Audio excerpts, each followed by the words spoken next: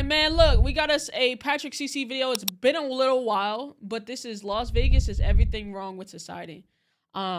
Vegas is cool, but it's dying. And you want to know why? Because millennials and Gen Z, we don't have money to just throw away. We don't have money to gamble. You know what I'm saying?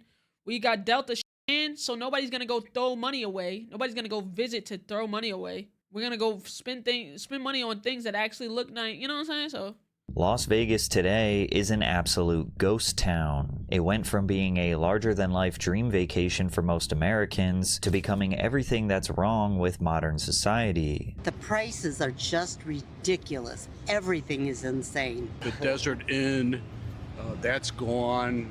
Mirage is gone. yeah, I stayed at the Mirage when I went to Vegas, but yeah, that motherfucker, they tearing everything down. Here, everything is gone and different. It's not hard to understand why tourism is declining more and more each year when you have to spend $30 per day to park at your hotel, then you wait in a 2-hour line to check in, only to not even be greeted by a person, but rather a kiosk. Later, when you're burning up in the 100-degree desert, you'll have to pay $14 for a water bottle to cool down. Yep. And if you somehow manage to avoid a car accident while being distracted by the $4 billion sphere that is polluting the sky with blinding LEDs, you might notice that iconic and charming hotels are being demolished while crowds of people cheer for its demise.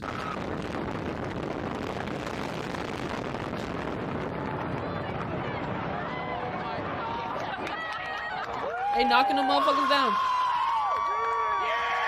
The saddest part about people being excited to see the old Las Vegas get turned to rubble is they don't realize the new Vegas being built is not for them at all. Because the downfall of Las Vegas is actually by a calculated design. And let this video be a warning, because now that they have the blueprint, corporate overlords are going to execute their plan in your favorite cities all over the world. Las Vegas was in desperate need of a rebrand in the 90s as it was still seen as a sinner's paradise in the middle of the desert. Old Vegas was the ideal location for men between the ages of 30 and 65 to pick up prostitutes, get wasted, gamble, and see artists like Elvis Presley or Frank Sinatra. The heart of the Vegas experience was to give guys a reason to abandon their morals for quick and shallow pleasures. And because it was an isolated place from the rest of civilization, visitors felt like they could use Vegas as a way to unleash their desires before returning home and pretending like nothing ever happened. But none of this would have been possible without the oversight from the Italian mob. They treated it like a criminal playground, burying bodies out in the sand and settling turf wars while giving guests the illusion of safety in what became known as Sin City. Yep. A past mafia informant for the feds named Andrew Del Monte has gone on record admitting that the organized crime was rampant, but the average tourist had no idea because they were distracted by the glitz and glam. When the mob was running this town, you know, back in the day, it was more personable. They knew your name when you came to a casino. They knew what your favorite drink was, things that you like to do, a show you should like to go to. But once the mob was eventually chased out of town, all that was left were racially motivated gang wars, kidnappings, and other filth that nobody was interested in spending hard-earned money to see. And this is where the new king of Las Vegas, Golden Nuggets Steve Wynn, saw an opportunity to change Vegas from a boys' club into more of an adult Disneyland. He was one of the first to conceptualize the mega resort, something that would welcome everyone to a special experience and define the Las Vegas Strip for the next 35 years. Steve broke down the resort experience into a science, focusing on grand architecture and decor that made Vegas more of a glamorous vacation for the middle class. He's a billionaire, but he isn't all that interested in gambling. His passion is creating the resort. You satisfied with the way the light is hitting our flowers? He works closely with his design team and signs off on nearly every detail. I'm not gonna lie. It don't make sense a lot of the times to do things in Vegas. Like, for some shit across the street, you'd be like, yeah, my hotel's like right across the street from yours. We're good. Nigga, I'm walking 30 minutes to go to a homie's hotel because I have to go this way, turn this way, walk across this bridge, walk up the street, walk through 7 hotels while fucking gambling and smoke. Like, a lot of it don't make sense to the average person anymore. I love this restaurant, Roger. Why do you focus so much on how it looks? I can't help myself. It's a sickness. My doctor says if I take my medication, I'm no danger to anybody but myself. I can't help it. The projects that Steve and his collaborators worked on could be compared to what the UAE did for Dubai. The first was the Mirage, which had a classier feel along with a water. Bro, we went to go see the tiger set. There was a tiger. I kid you not. Just back and forth. Back and forth. Back and forth. Yo, we sat there for like 10 minutes and he did not stop. Like, that nigga was in full-blown pain. I was like, oh, this is terrible. This is a terrible place. Bro, that nigga is in 4x4 concrete walls. This is ass. This is terrible for these animals. And fire light show coming out of an artificial volcano. But what really altered the trajectory of Vegas nightlife was the opening of Excalibur by Circus Circus, which was built like an actual castle in the middle of the Vegas desert. The entire structure was designed like a medieval theme park for children that also happened to have hotel rooms and slot machines to keep the adults engaged. These mega resorts also provided entertainment for the whole family. There were magic acts and performances from icons like Tiger Tamers, Siegfried and Roy, and Excalibur had everything from fire-breathing dragons that emerged from fog to literal arenas where men would dress up as knights in the Tournament of Kings. Over the next 10 years, elaborate mega-themed hotels and massive luxury casinos were becoming part of the new Vegas identity. Harrah's, the Flamingo, Bally's, Paris, Bellagio, MGM Grand, New York, the Egyptian-styled Luxor, Mandalay Bay, and Treasure Island dominated the city skyline. And while petty theft, drugs, and other crimes were still rampant, That's a fucking brothel? Wait, are brothels really legal? I don't know, bro. Never mind. I don't care. Dubaification of Las Vegas made the city look like an entirely new product. Steve Wynn recently reflected on why 90s Vegas was something unique compared to the rest of the world. It was about freedom. People live a normal life at home. Then they'd set aside some money, a budget, and that money would be used to go to Las Vegas, spend it the way they want, live big, get a little crazy, stay up late, drink, go to shows, maybe gamble, all the bright lights, the freedom of Las Vegas to behave a little crazy. The town gave you permission. It was all about the freedom to indulge yourself. And we don't do that every day in our normal life. We pay attention to things. We live disciplined, go to work, take care of business. But Las Vegas, all that's out the window and you live to have fun. That was the secret of Las Vegas, and it's real important that that not change. People were free to spend the money they wanted. They could eat in fancy restaurants or go to shows. I ain't gonna lie. The best street dog I ever had came from Vegas. Cannot cap. That Vegas street dog, holy shit. Bacon wrapped with the onions and the bro, niggas was walking past it. I don't know that nigga name. I don't even know where it was outside of what restaurant or nothing. Niggas was just walking past to go find food. Wave of. I said, oh my God, this smells amazing. Nigga, it was amazing. It was.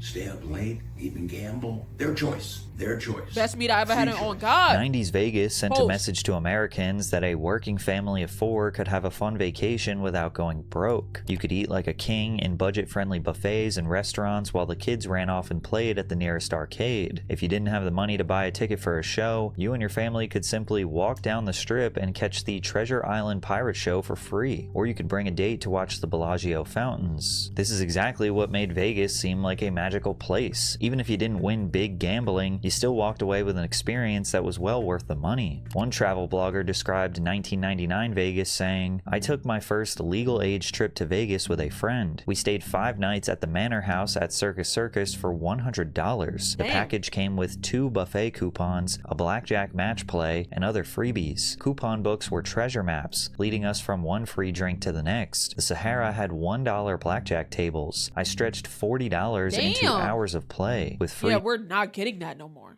We're not getting that no more. Drinks to boot. The Stardust ran a promotion. Spend $50 at any restaurant and get 2 show tickets, plus 2 drinks each. My friend and I could barely hit $25 a piece at the Mexican restaurant, even with 32-ounce margarita mugs. An experience this cheap was almost too good to be true, but the reason it was possible was because dozens of independently run casinos were competing to give you the best deal. Something that feels almost entirely gone in our modern world now that private equity owns literally everything. Every Every Literally. hotel, restaurant, and casino had to fight for your attention, which meant cheaper rooms, better comps, more generous odds, and experiences that felt genuinely worth your money. The actual great part of capitalism people don't talk about is when there is a lot of competition between businesses, the customer actually benefits. But the second that competition starts to disappear, Bro, this is why they have those monopoly rules, bro. That's literally why they have the monopoly rules.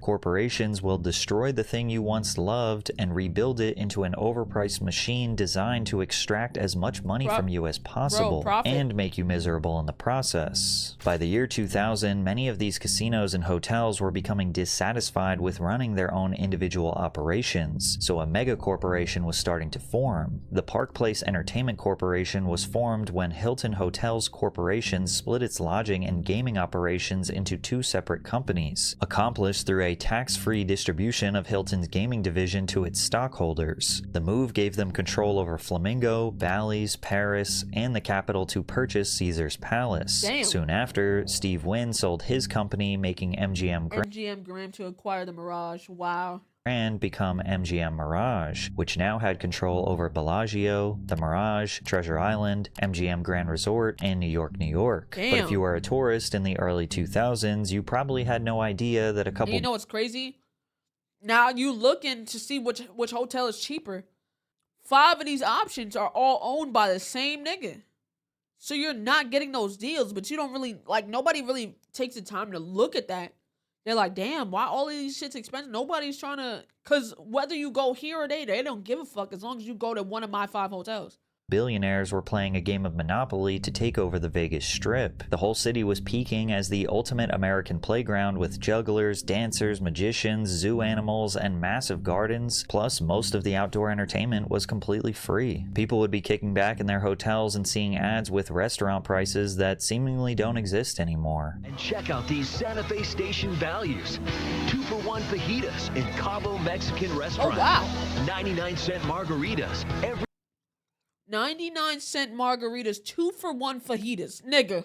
Every day in every casino bar. Marketing teams like R&R Partners came up with the slogan, "What happens here stays here," or "What happens in Vegas stays in Vegas." They marketed Vegas to make itself look like the American promised land. First, there was the ancient Nevada desert. And then an extraordinary vision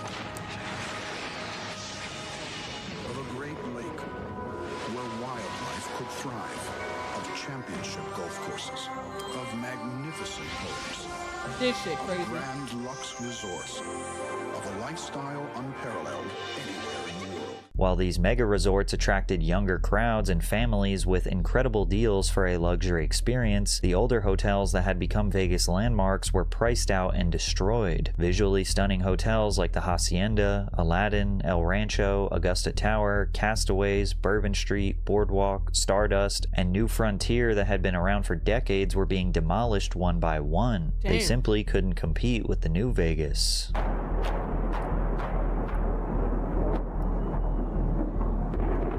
Damn.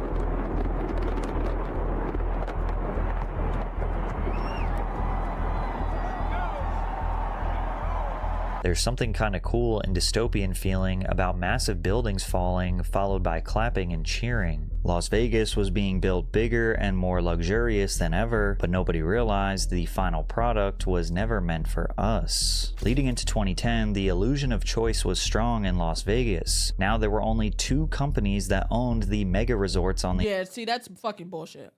Caesars Entertainment, MGM Resorts, these are all the major hotels on the Strip. I stayed here. I had a homie stay here. And it's so hard to get from one another, bro. It's literally a monopoly. You can't win.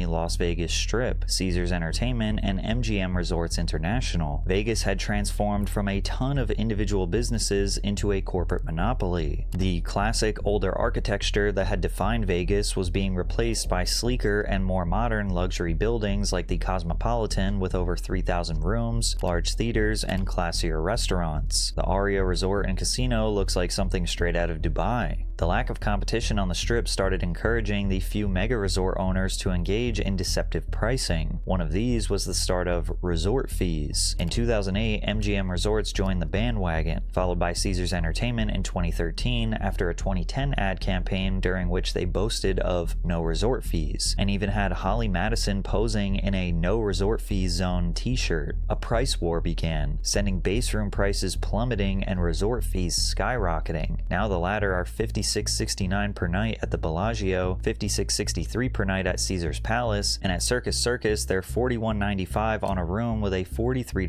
weeknight base price. And when you find out what these fees are supposed to be for, you start to wonder why you're paying for them at all. According to the Las Vegas Review-Journal, they were originally intended to cover amenities such as access to pools, fitness centers, and wireless internet. Any normal person would question, aren't these amenities Yeah, they're supposed to come with it. Like, what? supposed to be built into the cost of the room? And yes, at literally any other hotel, they would be. What's insane is sometimes the fees would cost more than the room itself. Literally, bro, that shit is insane.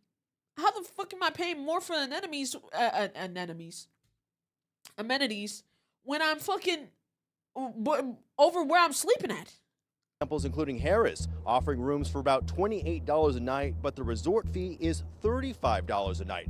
Bally's is offering rooms tonight for $30, which is only $5 less than their resort fee. And the Rio has rooms for $29 tonight, which is only $1 less than their $30 resort fee. It's also messed up that some of these fees have been known to go to helping pay for online travel agencies, who are often provided a commission for guiding customers to the resort. At that point, the customer is not only paying for an experience they cannot even opt out of, but they're also paying for promotional tools to bring more business to a company that's not giving customers a good deal. YouTuber Jacob's Life in Vegas has been following the decline of quality and rising prices for years. You know what we have right now on the strip? We have over 30 individual hotels who charge $50 to $55 for the resort fee per night. Oh my so God. Now it's more like a $99 room turns into a $175 room. Because remember, you pay the $99 room price plus the 13.38% room tax on top of that price, plus you pay the $55 resort fee, plus you pay another 13.38% room tax. You pay taxes on the resort fee? What the fuck?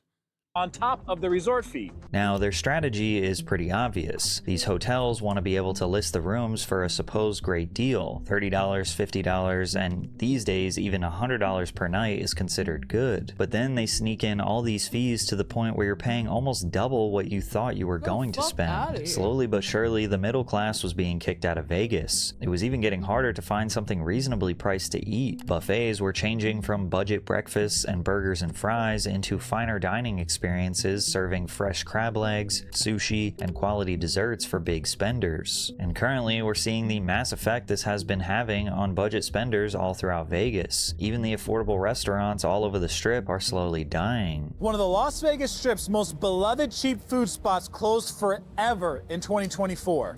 Damn. For years, this place represented everything that made Las Vegas affordable to people who cannot afford five-star dining at every single meal. Ocean One Bar and Grill was the kind of restaurant where families could eat here without breaking their vacation budget, and locals would recommend it to tourists looking for a cheap place to eat. They were well known for having every item on their lunch menu cost just $4.99, and you could get 3 cocktails for $10. The writing was on the wall when the prices started to climb in the months leading up to the closure. You could see that they wanted to keep their prices as low as possible, but they're struggling to survive in an atmosphere where pretty much everything costs more. Now the only way someone could get a decent deal in Vegas was if they were over 350 pounds, because at the newly opened Heart Attack Grill, anyone who is fatally overweight can get a free meal. Back then, he told us one of the perks of the job is eating free. Anyone who is over 350 pounds doesn't have to pay. I'm big, you know what I mean? And so why not? Crazy. I don't eat here every day, so why not have fun with it and go with it as long as I can? Sadly, we now know how long that was. Blair died last week at the age of 29. Damn. His family says the cause of death was pneumonia. But as if pricing the average person out wasn't bad enough, now it feels like they are intentionally making the experience worse for anyone who isn't filthy rich or a high roller. With the widespread adaptation of new technology, Vegas is attempting to replace humans and whatever soul was left of the place. At the same time that luxury mega resorts started taking over Vegas, Caesars Entertainment and MGM Resorts were making greater moves to control the behavior of their customer base. It wasn't enough that every hotel was designed to keep you trapped inside. They needed to find a way into your smartphones to track your movement before you even walk through the door. The Las Vegas Sun reported that they began using the technology in 2010. Casinos interact with guests via smartphone apps. With apps developed by Macro View Lab. Yeah, they did have an app for the hotel of San Francisco. The apps allowed resorts to target users by GPS signal, offering different deals depending on how close they are to their destinations. A customer with the app on... They'll be like, do you have the MGM app or this app? You'll get a deal. The deal would be ass, but I can see why they were trying to get you to download the app now. His or her phone, maybe having dinner at the Cafe Vetro at the Aria and receive a notice of a special in the casino. Someone in Tulsa, Oklahoma can use the Monte Carlos app to book rooms at the resort and make other travel reservations. And while this might seem like an innocent tool to help the customer find the best deals and tables, these apps were specifically created to trick people into thinking they have options when in reality they're just being advertised another company that the same company owns.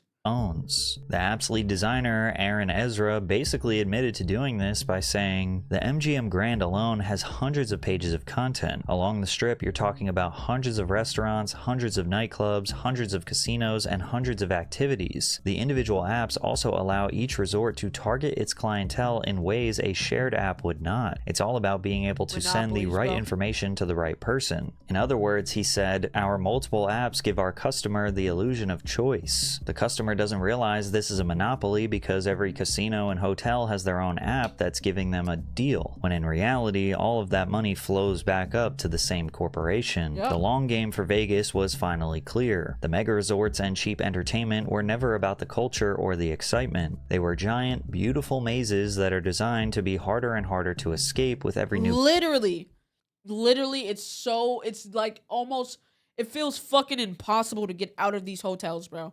Real shit. Trying to go to another hotel or another restaurant, it feels fucking impossible. Building an app that came with it, and the experience for anyone who wasn't filthy rich just kept getting worse. Vegas started replacing humans with these apps and digital systems like self-check-in kiosks. Our goal is never have anybody wait more than 15 minutes, and we were far exceeding our goals by double during certain times of day and days of the week. However, they are trying to optimize something that doesn't need it. Checking into a hotel used to be a comforting part of the experience. You would talk to a friendly clerk, ask them questions about your stay, they might give you some recommendations. It can be a very pleasant interaction and oftentimes is the first person that you actually talk to in a new city. So sure, now it's faster. Wait, no, actually it's not faster. People visiting Las Vegas are waiting 3 to 4 hours in line waiting to check into their hotel room, and often when they get to the front of the line, they don't even have rooms that are ready yet. This is specifically at Caesars owned properties. This is Paris, and I'm about to show you Horseshoe. They sell their rooms dirt cheap, so they're always busy, and then they staff 2 people to check in guests. And now, if you want to beat the lines and check in early, well, you're gonna have to pay for that. The newest horrible ripoff are these crazy early check-in fees. Here at Caesars, I've heard $50 to $75. I've heard even higher at other places. Wow. The corporate leaders running Vegas might want you to think people love the modern digital interface, but there are hundreds of thousands of reviews that say the exact opposite. I worked for Caesars for a couple years, and you are absolutely right about them being understaffed. The bathrooms are disgusting, and the guest waits for everything they need help with. They pack in the value guests and bend over backwards for the big spenders. What was actually happening in Vegas was the same thing that was happening all over the world. Self-checkout lines have cut the number of cashiers in half, and yet we still see someone constantly having to repair them while costs for everyday goods continue to rise. We find ourselves in drive-thrus that are partly managed by AI, but then they want a tip. Like, please get the fuck out of here. Artificial intelligence, only for them to glitch or shut down altogether. Food delivery apps promised faster service at lower prices, but all they really managed to do was eliminate the connection between restaurants and customers while charging fees that never benefit drivers. It's the promise of convenience while destroying all the human connection that actually is what gives us the most value, and corporate leaders laugh and line their pockets. Las Vegas is all of these issues on steroids. Vegas is really, really expensive right now. Is that your experience? That is my experience. So this bottle of water was $14. So. Shit! The entire planet has become a glorified amusement park for the ultra wealthy, with the rest of us forced to work as the staff. And just as you thought it couldn't get any worse, Las Vegas has decided to remind us every day how they have made every wrong decision by constructing the Sphere. In 2018, Madison Square Garden Entertainment Corp, or MSG, announced that it was working on a new project called the Las Vegas Sphere. The structure was going to be nothing like people had seen before. At 580,000 square feet, a capacity for 18,600 people, and the exterior would be almost entirely wrapped by state-of-the-art LED screens. The inside is also entirely covered by LED screens and 167,000 speakers to give the audience the most immersive experience money could buy. And with the cost of construction reaching as high as $2.3 billion, this was a Dubai-level mega project that definitely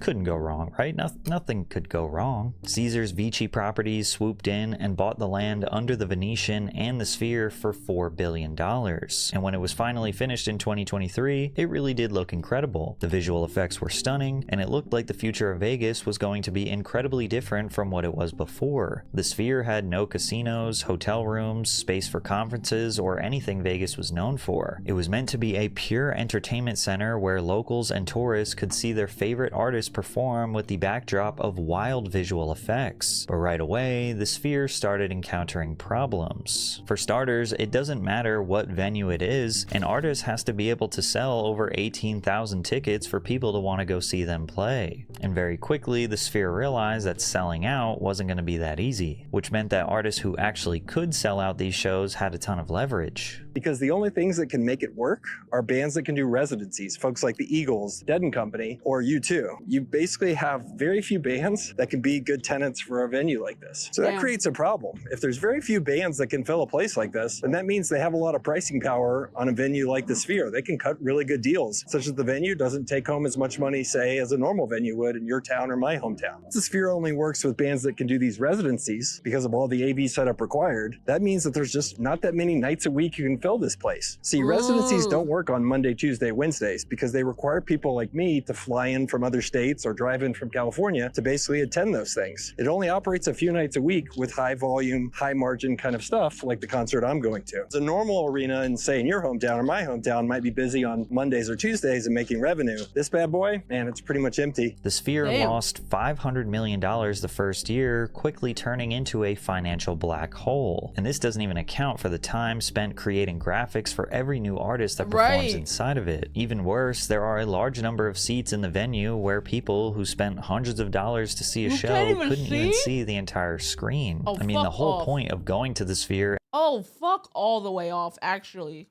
I can't see the whole screen? Fuck out of here.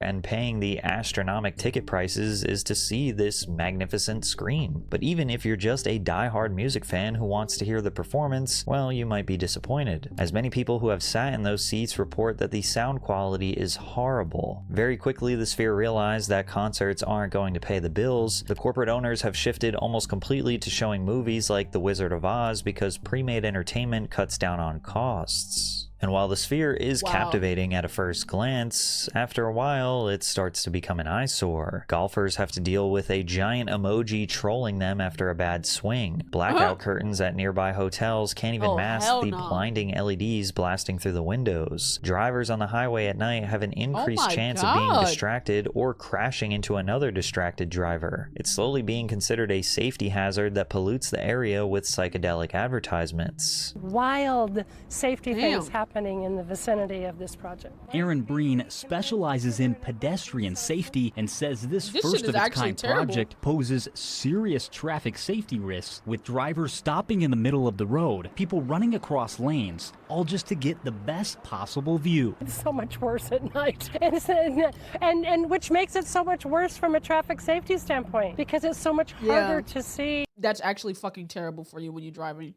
Pedestrians and bicyclists. Some places are even capitalizing on views like this parking ramp, charging people $20 to see it from this perspective. What? And even though the sphere is falling into financial ruin, it is just the beginning of many more luxury mega projects that Vegas is spending billions on. Like the Formula One racetrack. Yep, Formula One. They was building that bitch when I was there. I was like, yeah, I'm good. That runs through the city, the athletic stadium for $2 billion that's supposed to be open to the public in 2028, the Warner Bros. Sony studio plot, or the LVXP Resort Arena that has plans to make the tallest building in the state. Cold, sterile, luxury projects with no soul are the future of this city, and it goes far beyond the Las Vegas Strip. There have been major residential construction projects where Vegas has produced homes to encourage people to settle in the city. Vegas has been constructing homes at a rapid pace and dubbing them luxury estates. Aerial photographs have been taken to show that these homes are soulless carbon copies sold for $2 million on tiny lots. They seriously look like someone constructed a massive assembly line to produce as many overpriced homes. $2 million and you ain't got, look at how much space you got in your backyard. $2 million because you in Vegas, right? As they could. The rapid growth in and around the Strip has made the city incredibly compact and very disorganized. The mega projects make it look like Las Vegas is entering a virtually crime-free era, but it's becoming so tightly packed and densely populated that your $2 million home is usually just a few blocks away from some of the most dangerous neighborhoods in the country. Not to mention the countless stories of people putting their life savings into a home inspector's nightmare. We received messages from homeowners across the valley that shared their own stories of purchasing a brand new home and discovering issues. I couldn't tell you the number of items. There's pages full, at least 6 pages full. Mike and Olivia Kraselic moved into their new build in the valley in December of 2021. Won't open.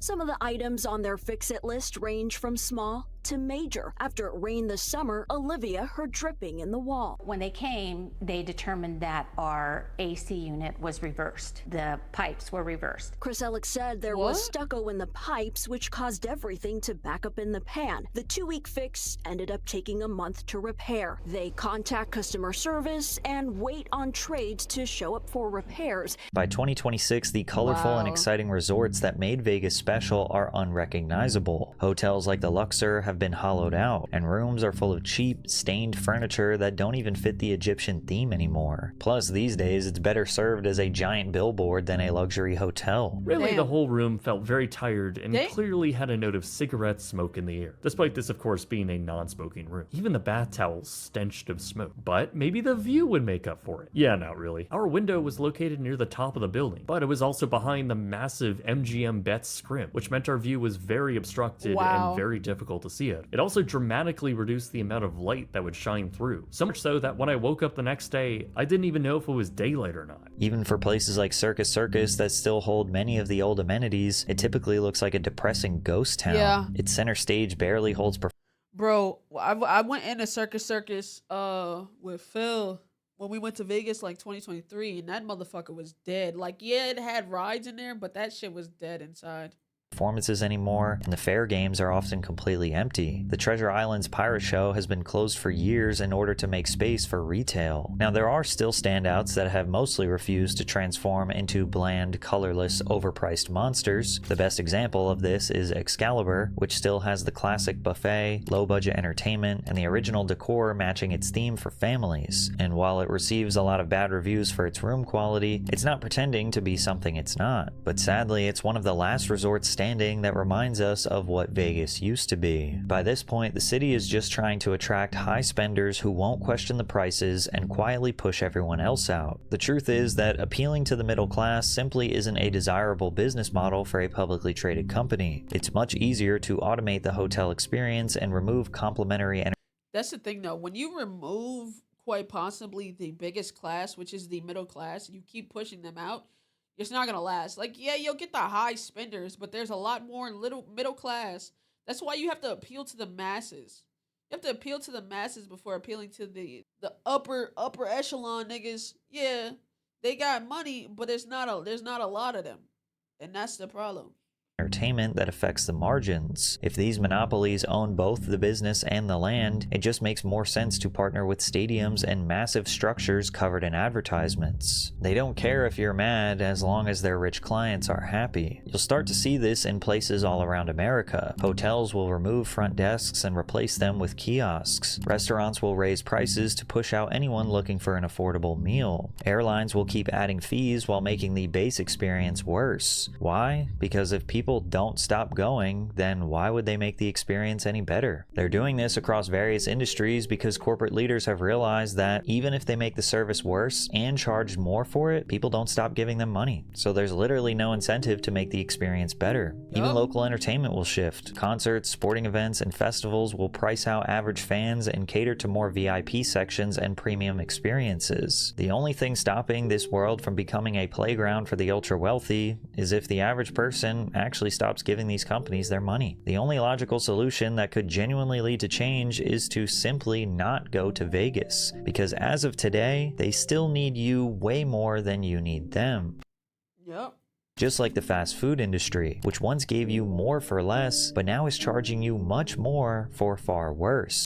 Yeah, I haven't been to Vegas since 2023, so I mean, I really don't have. I do want to go to Vegas one more time and kind of like enjoy myself. Fuck all the gambling shit. Like I tried to do the gambling shit, that shit just don't work. But this is a good video, man. Shout out Patrick CC.